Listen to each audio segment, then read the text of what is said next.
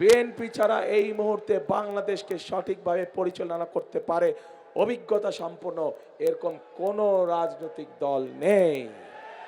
আপনাদের সামনে আমি ধানের শীষ 12 তারিখে আপনারা ধানের শীষকে বিজয় করলে 13 তারিখ থেকে ধানের শীষ এই কাজগুলো শুরু করবে ইনশাল্লাহ।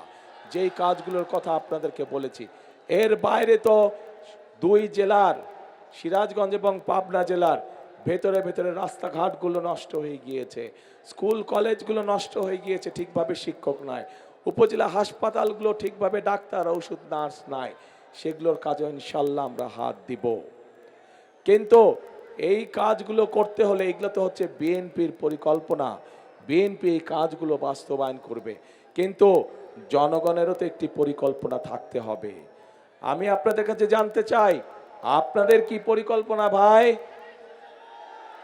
হ্যাঁ, আপনাদের কি পরিকল্পনা? ধানের শীষে ভোট। আচ্ছা, এই যে আমার বরাবর আছেন ভাই বোনেরা, আপনাদের কি পরিকল্পনা? ধানের শীষে ভোট।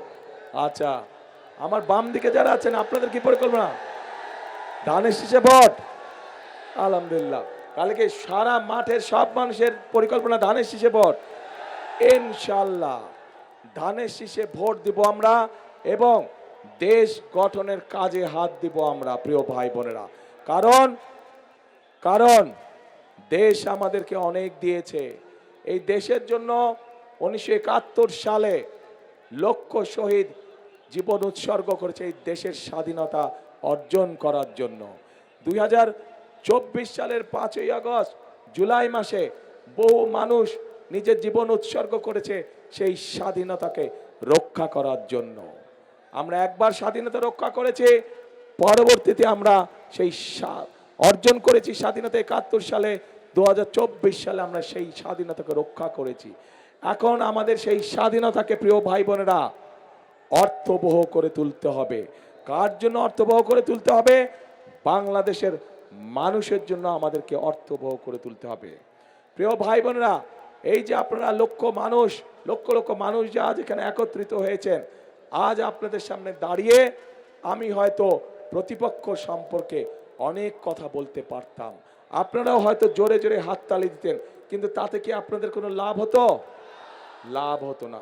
বাংলাদেশের মানুষ এখন জানতে চায়, বাংলাদেশের মানুষ এখন দেখতে চায় যে কোন রাজনৈতিক দল কি পরিকল্পনা গ্রহণ করবে দেশ এবং জনগণের জন্য, যাতে জনগণ এবং দেশ আগামীতে সামনের দিকে এগিয়ে যেতে পারে। আমরা আপনাদের সামনে পরিকল্পনা দিয়েছি প্রিয় ভাই বোনেরা, বিএনপি আপনাদের সামনে পরিকল্পনা দিয়েছে এবং এই মুহূর্তে বিএনপি একমাত্র রাজনৈতিক দল যেই দলের অভিজ্ঞতা আছে কিভাবে দেশকে সুন্দরভাবে সামনের দিকে পরিচালিত করতে হয়। বিএনপি ছাড়া এই মুহূর্তে বাংলাদেশকে সঠিকভাবে পরিচালনা করতে পারে অভিজ্ঞতা সম্পন্ন এরকম কোনো রাজনৈতিক দল নেই।